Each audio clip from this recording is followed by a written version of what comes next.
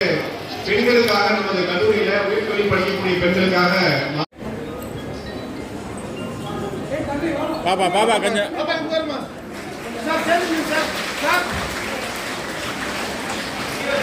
Sir கீழே வச்சுங்க sir கீழே கீழே பண்ணுவோம் கீழே வெயிட் பண்ணுங்க சார் மொபைல் வாங்க நீங்கள் தானே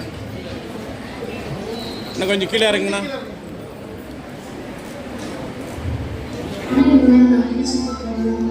நம்மளோட குழந்தை ஸ்கேன் பார்க்கணும்னு ஆசைப்பட்டு ரொம்ப பெரிய தைரியம் அது இங்கே யாருக்குமே வராது, ஏன் எனக்கு கூட வராது. மற்றவங்க என்ன சொல்லுவாங்கன்னு சொல்லிட்டு யோசிக்காங்க. அவங்களுக்கு நீ அந்த இடத்துல எவ்வளோ வழியை அனுபவிச்சிருக்கேன்னு புரியாது. உனக்காக வாழ எல்லாத்தையும் உழைச்சிட்டு வெளியே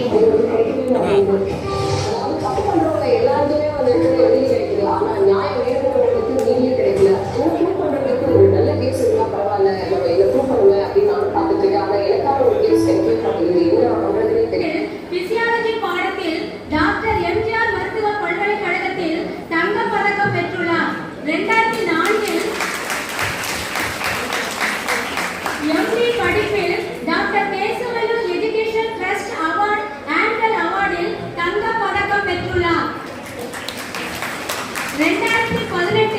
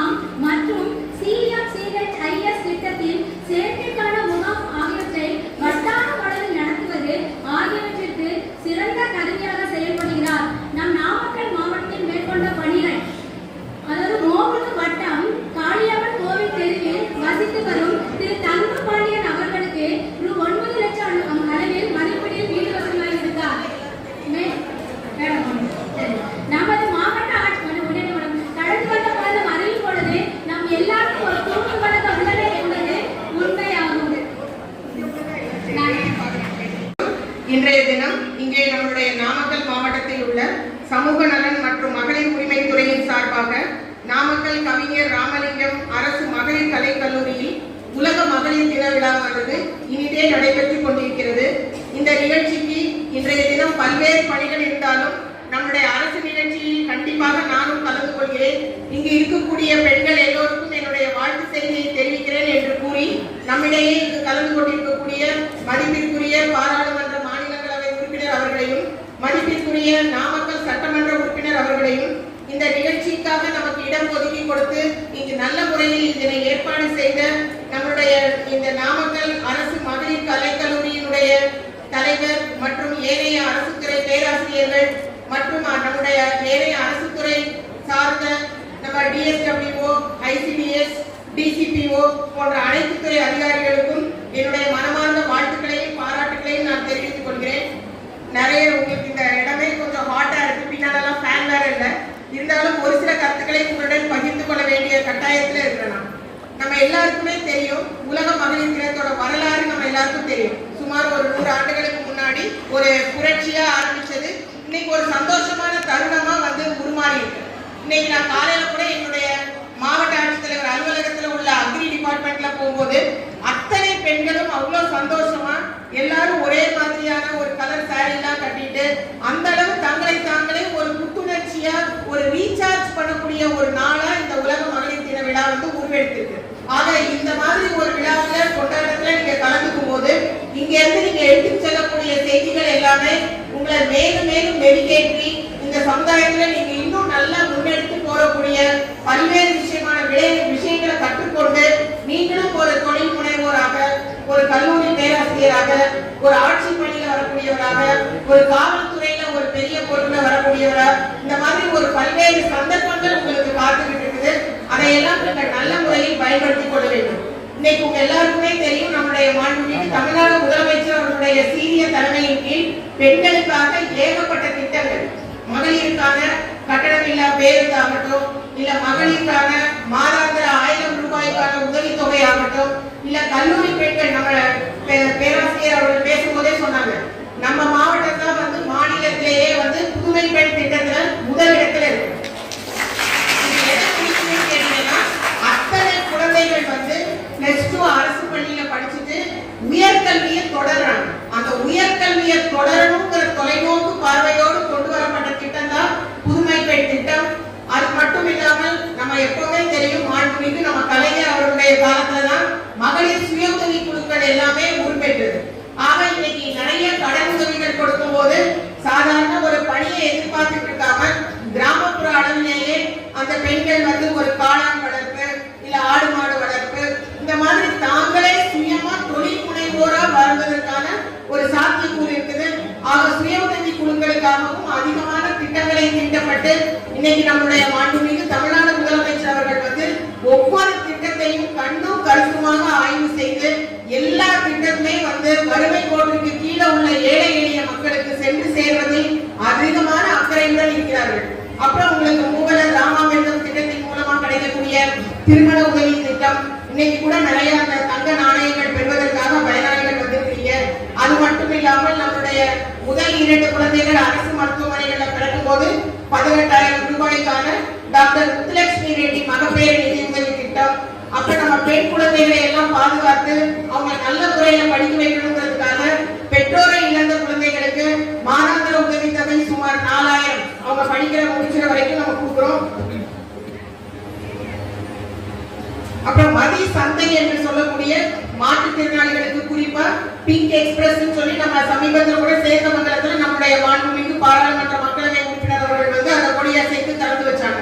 ஆக இதே போல எண்ணற்ற திட்டங்கள் பெண்களுக்காகவே தீட்டப்பட்டு அவங்களுடைய வாழ்வாதாரமும் பொருளாதாரமும் முன்னேற வேண்டும் என்பதற்காக முன்னெடுக்கப்பட்டிருக்குது.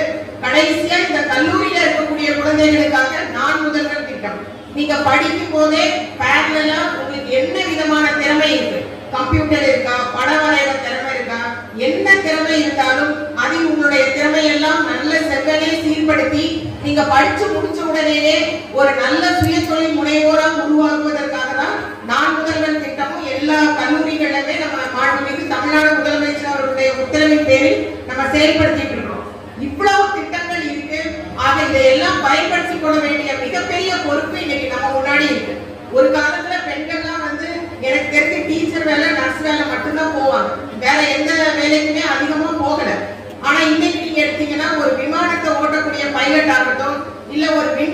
போகக்கூடியவராகட்டும், இல்ல நம்ம நாட்டையே ஆளக்கூடிய சக்தியாகட்டும், இல்ல இதே போல மாவட்ட ஆட்சித்தலைவராகட்டும், பல்வேறு நிலையான நிலை பொறுப்புகளையும் இன்னைக்கு பெண்கள் வந்து முன்னிறுத்துறாங்க.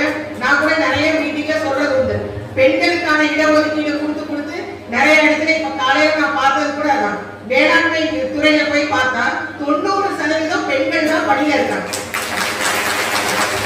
10% தான் ஆண்கள் இருக்காங்க. ஆக அந்த அளவுக்கு பெண்கள் வந்து கல்வியும் கற்று தங்கள் காலையே நிற்கக்கூடிய அளவுக்கு சுய தொழில் புரிபவரை முன்னேறிட்டே இருக்கிறாங்க. எல்லாமே நல்லதா இருக்கு. ஆனா ஒரே ஒரு விஷயத்தை மட்டும் நம்ம மனசுல நிற்கணும், 1000 தான் இருந்தாலும் குடும்பத்தினுடைய அச்சாணி வந்து பெண்கள் தான். எவ்வளவுதான் நம்ம வந்து தனிப்படையா இருந்தாலும், நிறைய படிச்சாலும், நிறைய இண்டிபெண்டா இருந்தாலும், உங்களை சுற்றி தான் உங்களுடைய குடும்பத்துடைய அச்சாணி இருக்கு. ஆக நீங்க எந்த நிலையான உயரத்திற்கு போனாலும் கண்டிப்பா உங்க குடும்பத்திற்கு நீங்க செலவிடப்பட வேண்டிய நேரத்தையும் உங்கள் குழந்தைகளை கண்ணும் கருத்துமாக வளர்க்க வேண்டிய காலகட்டத்தில் தான் நம்ம இருக்கிறோம். இவ்வளவு சந்தோஷமான விஷயங்கள், இவ்வளவு முன்னேற்ற பாதையில நம்ம இருக்கிறோம். அரசு திட்டங்கள் எல்லாம் இருக்கு. இருந்தாலும் நம்ம இப்ப இந்த பார்த்த குறும்படத்திலே பார்த்தோம், இன்னும் நிறைய பேருக்கு வந்து கருவில் இருப்பது ஆணா பெண்ணான்னு தெரிஞ்சுக்க வேண்டிய விஷயம் இருக்கு. ஏன்னா பெண் குழந்தைனா நிறைய செலவாகும், ஆண் குழந்தைனா நம்ம படிக்க வச்சா மட்டும் போதும். இந்த மாதிரி ஒரு தவறான எண்ணங்கள்லாம் இருக்கு. அதுக்குதான் நம்ம கருவில் இருப்பது ஆணா பெண்ணா தெரிவதெல்லாம் குற்றம் சொல்லி இந்த விழிப்புணர்வு படங்கள்லாம் கொடுக்குறோம். இத்தனை பெண் பாதுகாப்பு சட்டங்கள் இருந்தாலும், இவ்வளவு பட்டங்கள் சட்டங்கள் எல்லாம் ஆழ்ந்துட்டு இருந்தாலும் இன்னும் இந்த மாதிரி ஒரு பாதுகாப்பற்ற சூழ்நிலை இருக்குது. அதனால நம்ம கண்ணும் கருத்துமா இருக்கும். அடுத்த முக்கியமான விஷயம், நம்ம பெண்கள் எல்லாருக்குமே இப்ப கையில செல்போன் என்று சொல்லக்கூடிய இந்த கருவி இருக்கும். நல்ல விஷயங்களும் இருக்கு, கெட்ட விஷயங்களும் இருக்கு. நான் எப்பவுமே அன்பான மாணவ செல்வங்களுக்கு சொல்வது என்னன்னா, உங்க பெற்றோர்களுக்கு எது பிடிக்காதோ அந்த விஷயத்தை நம்ம செய்யவே கூடாது. அதுல நல்ல விஷயங்களை மட்டும் நீங்க தேர்ந்தெடுத்து நல்ல முன்னேற்ற பாதையில போடுவே தவிர, அதுல ஒரு தவறான ஒரு பாலியலை தூண்டக்கூடிய ஒரு படத்தையோ இல்ல ஒரு போதை மாற்றை பழக்க வழக்கங்களையோ நீங்க உட்கொண்டா கண்டிப்பா அது உங்க குடும்பத்திற்கு, சமூகத்திற்கு இவ்வளவு முன்னேறிட்டு வரக்கூடிய நேரத்துல அது ஒரு பெரிய தடையா இருக்கும். ஆக நல்லா தெரிஞ்சுக்கணும், சுதந்திரம்னா என்ன. நீங்க நல்லா படிக்கணும், உங்க காலில் நிற்கணும், சுய தொழில் முனைவோரா இருக்கணும், உங்களுக்கும் உங்கள் சமுதாயத்திற்கும் நாட்டிற்கும் நல்லவங்களா இருக்கணும், முன்னேற்றத்திற்கு உதவியா இருக்கணும். அதை விட்டுட்டு சுதந்திரம்னா எனக்கு போன் இருக்கு, நான் நினைச்சதை பார்ப்பேன், ராத்திரி 1 மணி வரைக்கும் நான் உட்கார்ந்து செல்போன் பார்த்துட்டு இருப்பேன், தவறான பாதையில போவேன்னா அது சுதந்திரம் கிடையாது. கடைசியா நான் சொல்ல வேண்டியது, போன வாரம் நீங்க எல்லாரும் பார்த்திருப்பீங்க, ஸ்ரீமதி என்று சொல்லக்கூடிய ஒரு பழங்குடியின பெண் குழந்தை பிறந்து 2 நாள்ல தேர்வு எழுதி இன்னைக்கு நம்மளுடைய மாநிலத்திலேயே வந்து நீதிபதியா இன்னைக்கு அமர்ந்து போறாங்க. அது எவ்வளவு பெரிய ஒரு பெருமையான விஷயம். குழந்தை பிறந்த 2 நாள்ல பரீட்சை எழுதி போட்டித் தேர்வுல தேர்ந்தெடுக்கப்பட்டு இன்னைக்கு ஒரு நீதிபதியா இருக்காங்க. எத்தனையோ பெண்கள் சார்ந்த குற்றங்கள் எல்லாம் அவங்களுடைய நீதிமன்றத்துல விசாரணைக்கு வரும்பொழுது அவங்களால கண்டிப்பா அதற்கு ஒரு நல்ல முடிவு கொடுக்கக்கூடிய, தீர்வு கொடுக்கக்கூடிய இடத்துல இருக்காங்க. இவ்வளவு சந்தோஷமான நேரத்துலதான் நம்ம கடந்த 2 நாட்களுக்கு முன்னால மிக மிக வருந்தி வெட்கப்பட வேண்டிய விஷயத்தையும் பார்த்தோம். பாண்டிச்சேரியில சுமார் 8 வயது பெண் குழந்தைய வன்புணர்வு செய்து அந்த குழந்தைய கொலையும் செய்து ஒரு சாக்கு முட்டையை வச்சு போடக்கூடிய சமுதாயமும் இருக்கு. ஆக நமக்கு கிடைச்ச சுதந்திரத்தை பாதுகாப்பா நம்ம பயன்படுத்தணும். எது சுதந்திரம்ங்கிறதுல நம்ம தெளிவா இருக்கணும். சரியான பாதையை தேர்ந்தெடுக்க வேண்டும். நல்ல கல்வி தேவை, நல்ல விழிப்புணர்வு தேவை, பாதுகாப்பான சூழ்நிலையில இருக்கணும். எந்த காலத்திலும் உங்கள் பெற்றோர்களுக்கு பிடிக்காத எந்த விஷயத்தையும் நீங்க செய்யக்கூடாது. அதுவும் நாமக்கல் மாவட்டத்தை பொறுத்தவரை நிறைய கல்லூரிகள் இருக்கு, நிறைய கல்லூரி மாணவ செல்வங்கள் இருக்கீங்க. நீங்க எல்லாரும் உங்கள் வாழ்க்கையில் நீங்கள் நினைத்த விதத்தை எல்லாம் அடைந்து சாதனையாளர்களாக, பெண் சாதனையாளர்களாக வர வேண்டும் என்று கூறி வாய்ப்பளித்தமைக்கு நன்றி கூறி அமர்கிறேன். நன்றி, வணக்கம். இன்றைய தினம் உலக மகளிர் தின விழா. இந்த உலக மகளிர் தின விழாவை நம்முடைய மாவட்ட ஆட்சித்தலைவர் அம்மா அவர்கள் இந்த நாமக்கல் கவிஞர் ராமலிங்கம் அரசு கல்லூரியிலே முழுக்க பெண்கள் படிக்கிற இந்த கல்லூரியிலே இந்த நிகழ்ச்சியை இங்கு நடத்துவதுதான் கால சிறந்தது. அந்த வகையில் நான் இந்த நேரத்தில் மீண்டும் என்னுடைய வாழ்த்துக்களை நான் தெரிவித்துக் கொள்கிறேன். நம்முடைய மாவட்ட ஆட்சித்தலைவர் அவர்கள் உங்களிடத்திலே நல்ல பல அரிய கருத்துக்களை விளக்கமாக எடுத்து கூறினார்கள். அவர் நீங்கள் உங்களுடைய வாழ்க்கை முறையை எவ்வாறு அமைத்துக் கொள்ள வேண்டும் என்பதை மிக தெளிவாக கூறினார்கள். இந்த நேரத்தில் நான் உங்களிடத்திலே ஒரு சில கருத்துக்களை மட்டும் சொல்லி விடைபெறலாம் என இருக்கிறேன். நீங்க யாரை ஒரு ரோல் மாடலாக எடுத்துக்கொள்ள வேண்டும், நீங்கள் யாரை தேர்ந்தெடுத்து அவருக்காக போன்று வர வேண்டும் என்று சொன்னால், இன்றைக்கு நீங்கள் யாரையும் வெளியிலே தேட வேண்டாம். நம் மேடையில் இருக்கக்கூடிய நம்முடைய மாவட்ட ஆட்சித்தலைவர் அவர்களே, உங்களுக்கு அவரே ஒரு நல்ல ரோல் மாடல். அவர் தன்னுடைய பள்ளி படிப்பை முடித்து கல்லூரியிலே மருத்துவ பட்டம் பெற்று அந்த மருத்துவ பட்டத்திற்கு பிறகு இந்திய ஆட்சி பணியையும் அவர் சாதித்து காட்டியிருக்கிறார். அவர் மருத்துவராக இருந்து பல அரிய பணிகளை செய்தாலும் இன்றைக்கு இந்திய ஆட்சி பணியிலும் அவர் பல்வேறு சாதனைகளை செய்ததுதான் நம்முடைய கல்லூரியினுடைய பேராசிரியர் அம்மா அவர்கள் அவர் இந்த மாவட்டத்திற்கு வருவதற்கு முன்பு என்னென்ன பணிகளை செய்தார். அவர் துணை இயக்குநராக இருந்தபோது, அதே போன்று தேசிய ஹெல்த் மிஷன்ல வேலை பார்த்த போது, காப்பீடு திட்டத்திலே அவர் இருந்தபோது அவர் ஏழை எளியோருக்கு செய்த பணிகள் எல்லாம் அவர் சொன்னார். ஆனால் இந்த மாவட்டத்தில் அவர் செய்த பணிகளை சொல்ல முற்படுகின்ற போது நம்முடைய மாவட்ட ஆட்சித்தலைவர் அவரை தடுத்து விட்டார். உண்மையாலுமே மத்திய ஒன்றிய அரசாங்கத்தில் இந்த அமைச்சகத்துக்கு என்ன பேர் அப்படின்னு கேட்டா, பெண்களுக்கான அமைச்சகத்திற்கு சமூக நீதி அந்த அமைச்சகத்தின் கீழ் தான் இந்த பெண்கள் நலனும் ஒன்றிய அரசாங்கத்தை பொறுத்த வரைக்கும் வருது. என்போர்ஸ்மெண்ட், அதிகாரம் அளிப்பு, அதுதான் பெண்களுக்கு அதிகாரம் அளிப்பு அப்படிங்கிறது தான் நம் ஒன்றிய அரசாங்கம் அந்த அமைச்சகத்திற்கு வைத்திருக்கின்ற பெயர். நம்முடைய மாவட்ட ஆட்சித்தலைவர் அவர்கள் பேசிக் கொண்டிருக்கின்ற போதே இங்கு வந்ததனால் அவர் சொல்ல வேண்டிய பல கருத்துக்களை சொல்லாமல் விட்டுவிட்டார். இருந்தாலும் எனக்கு நம்முடைய மாவட்ட ஆட்சியர் அவர்கள் எப்படி பழக்கம், எப்படி அறிமுகம் என்று கேட்டால், நாமக்கல்லிலே ஒரு தனியார் மருத்துவமனை, அது நாமக்கல் மருத்துவமனையினாவே நம்ம கலெக்டர் அடுத்து கொஞ்சம் அலர்ஜி இருக்கும். ஏன்னா அவர் நோக்க நிறைவேறணும்னு நினைப்பாங்க. ஏழை எளியவருக்கு அந்த மருத்துவ சேவை சரியான முறையில் நடக்க வேண்டும்.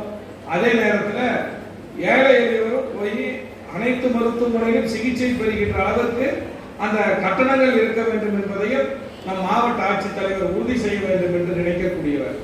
அந்த வகையில் ஒரு தனியார் மருத்துவமனை, அது பெயர் நான் குறிப்பிடவில்லை, அங்கு நம்முடைய முதலமைச்சர் காப்பீடு திட்டத்தின் கீழ் அங்கு அறுவை சிகிச்சைகள் மேற்கொள்வதற்கு அனுமதி வேண்டும். அதற்காக நான் சுகாதாரத்துறை அமைச்சர் அவர்களை அணுகிறேன். மா சுப்பிரமணியம் அவர்களை அணுகிய போது அவர் சொன்னார், ராஜேஷ் நீ யார்கிட்டையும் பேச வேண்டாம், கரெக்டா இருந்தா யார் சொன்னாலும் செஞ்சிருவாங்க. நான் சொல்லணுங்கிறது கிடையாது, நீ சொல்லணுங்கிறது கிடையாது. நான் உங்க செல்லுக்கு எங்க health mission director, insurance project director, அவங்க பேர் டாக்டர் உமா, அவங்க நம்பர் அனுப்புறேன். அவங்க தான் டாக்டர், ஐஏஎஸ் ஆபீசர், அவங்க கிட்ட நீங்க பேசினா போதும் அப்படின்னா சரின்னா அவர் மெசேஜ் பண்ணாங்க. நான் மெசேஜ் பண்ண உடனே சரி என்ன இருந்தாலும் ஐஏஎஸ் ஆபீசர் கொஞ்சம் இதாக இருப்பாங்க, நம்ம எப்படி பேசுறதுன்னு நான் தயக்கத்தில் நான் உங்களுக்கு ஒரு மெசேஜ் போட்டு அந்த ஹாஸ்பிட்டல் டீட்டெயில்ஸ் எல்லாம் நான் அனுப்புனேன். அதையெல்லாம் மேடம் அப்பொழுதே பார்த்து எனக்கு ஒரு வாரத்துக்குள் அந்த மருத்துவமனைக்கு அந்த காப்பீடு திட்டத்தில் இணைத்து அந்த மருத்துவமனைக்கு அறுவை சிகிச்சை செய்வதற்கான அனுமதியை முதலில் நாமக்கல் மாவட்ட ஆட்சித்தலைவராக வருவதற்கு முன்பாகவே இந்த மாவட்டத்திற்கு தேவையான பணிகளை செய்துவிட்டு தான் இருந்தார். இப்ப இந்த மாவட்டத்திற்கு அவர் செய்த பணிகளை நான் குறிப்பிட வேண்டும் என்றால், இது பெண்கள் மகளிர் தினம். நம் பாரதியார் கண்ட கனவை நம்முடைய மாவட்ட ஆட்சித்தலைவர் அவர்கள் இந்த தினம் நனவாக்கி கொண்டு வருகிறார். இந்த குறும்படத்தை தயாரித்தார்.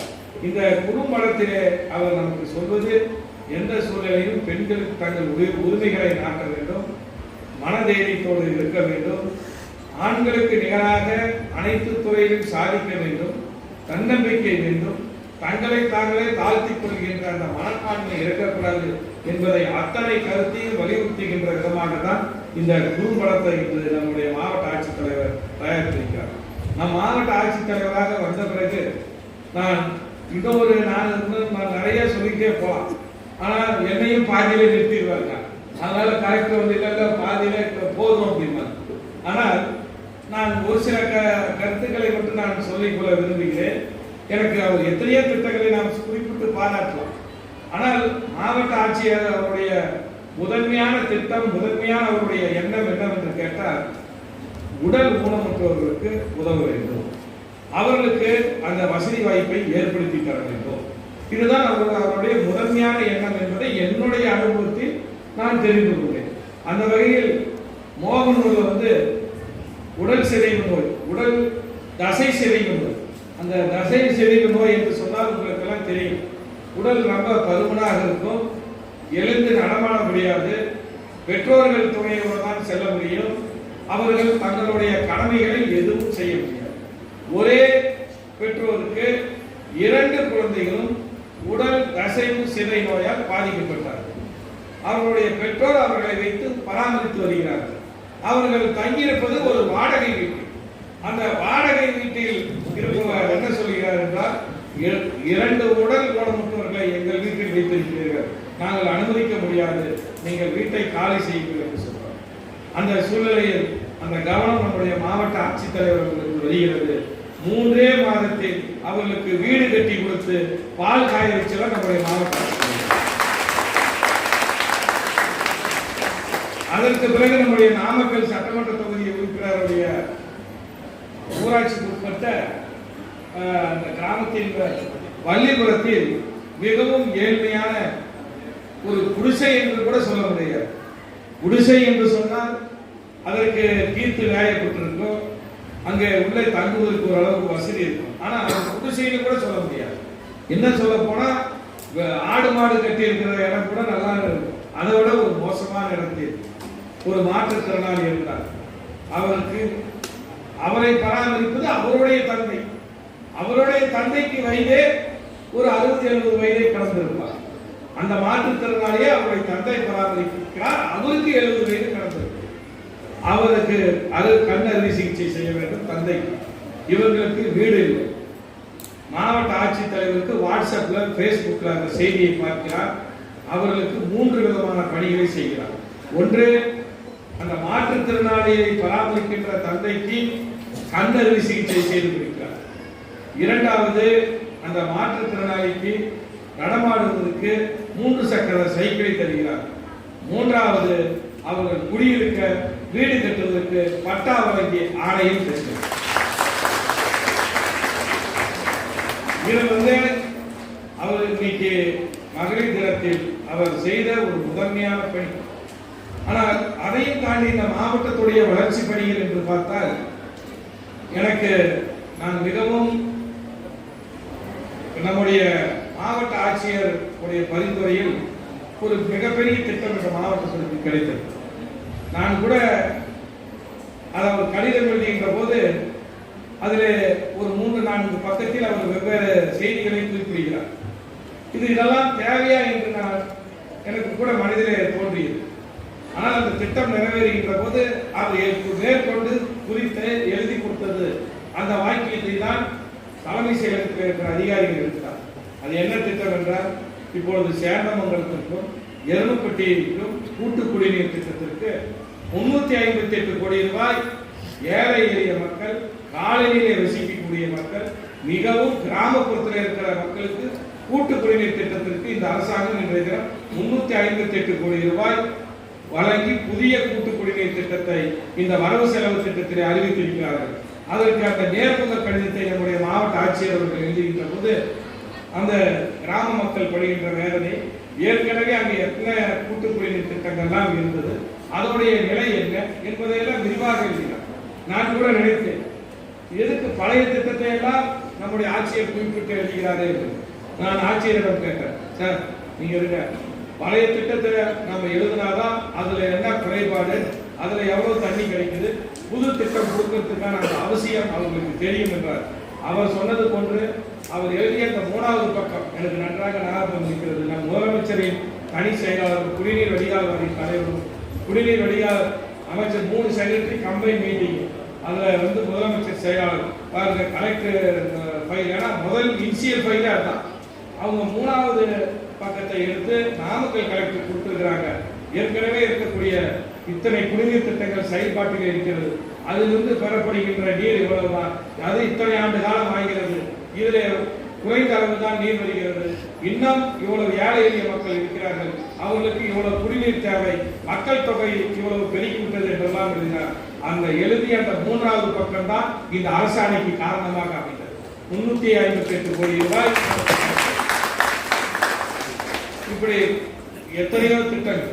குறிப்பாக நம் மாவட்டத்தில் ஒரு எஜுகேஷன் லோன் வாங்க போனால் கூட சொந்த வீடு இருக்குதா, அதுக்கு பட்டா இருக்குதா, எஜுகேஷன் லோனுக்கு 7 லட்சம் ரூபாய் வரைக்கும் நமக்கு எந்த அடமான பத்திரமும் கிடையாது.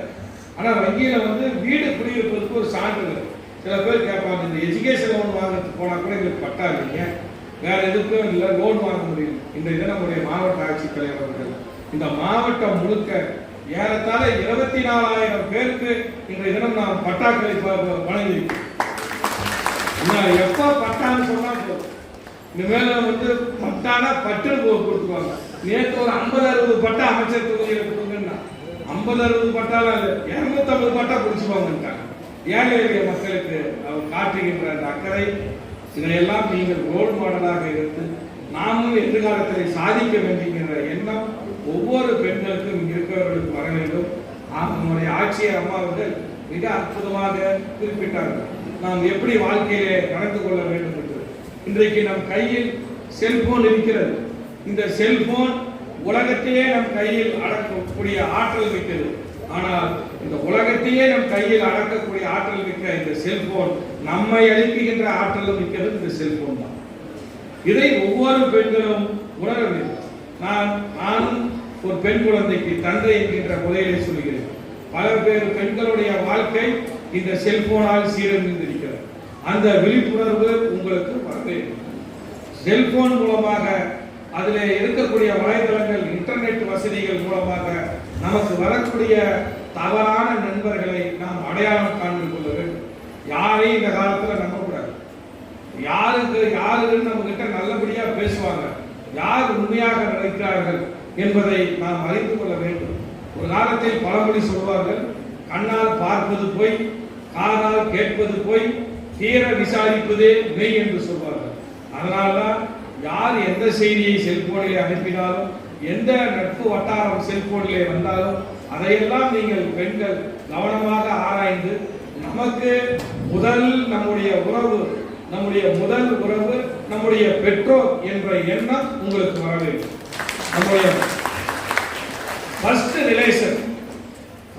ரிலேஷன் பேரண்ட் தான் ஃபர்ஸ்ட் ரிலேஷன். அந்த எண்ணம் நம்ம ஒவ்வொரு பெற்றோருக்கும் வர வேண்டும். இதை நீங்கள் கருத்திலே கொள்ள வேண்டும். அதே போன்று அரசாங்கம் என்ற தினம் நாங்கள் சார்ந்திருக்கின்ற கட்சி திராவிட முன்னேற்ற கழகம். எங்கள் இயக்கத்தை சார்ந்த தலைவர் முத்தமிழறிஞர் கலைஞர் அவர்கள் தான் முதல்ல சொத்துல பெண்களுக்கும் சம உரிமை, ஆண்களுக்கு நிகராக அவர்களுக்கும் சொத்தில் சம உரிமை கொண்டு வந்தது தலைவர் கலைஞர். அதற்கடுத்ததாக இன்றைய முதலமைச்சர் தளபதி அவர்கள் மு.க. ஸ்டாலின் தளபதி அவர்கள் ஒரு சட்டம் போட்டார். என்ன தெரியுமா? உள்ளாட்சி பிரதிநிதி, மேயராக, முனிசிபல் சேர்மேனாக, பேரூராட்சி தலைவராக, ஊராட்சி மன்ற தலைவராக 50% பெண்கள் வர வேண்டும் என்கின்ற சட்டத்தை போட்டவர் நம்முடைய முதலமைச்சர். அது மட்டும் இல்லாமல் இன்றைக்கு அரசாங்கத்தின் வேலை வாய்ப்புல உங்களுக்கு 33% 100 வேலை வாய்ப்பு இருந்தா 33 உங்களுக்கு ரிசர்வ். மீதி இருக்கிற அந்த 77 இருக்கு பார்த்தீங்கன்னா, அதுலயும் நீங்க நல்லா படிச்சு வந்துடலாம். இன்னைக்கு 50% இல்லை, அரசாங்க வேலை வாய்ப்பு தேர்வு முடிவு வந்தா ஏறத்தாழ 60% 70% பெண்கள் தான் வராங்க. அந்த அளவுக்கு இன்னைக்கு அரசாங்க வேலை வாய்ப்பு உங்களுக்கு முன்னுரிமை இருக்கிறது. நீங்கள் எதிர்காலத்தில் நன்றாக படிக்க வேண்டும்.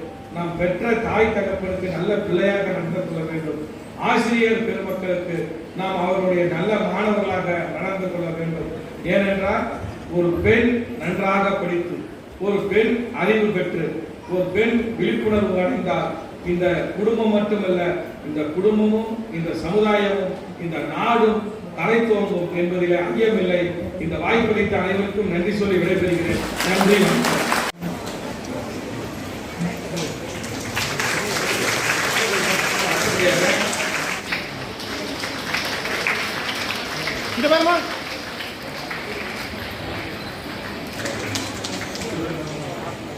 அப்பா இங்கே பாருங்க கொஞ்சம் கீழே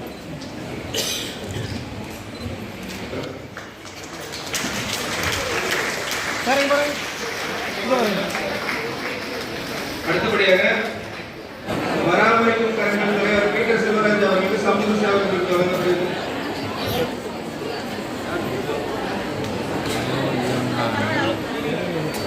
சார் இங்கே பாருங்க தலைவர் இங்கே பாருங்க.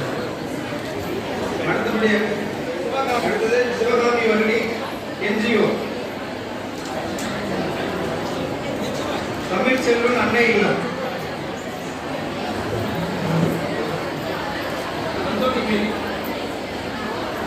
இது மொத்தமா குரூப்பா வந்திருக்க ஒரு குரூப்பா எல்லாம் வந்திருக்காங்க. இங்கே பாருங்க ஏங்க இங்கே பாருங்க நீங்க ரெடி சார் அம்மா இங்கே பாருமா வீடியோ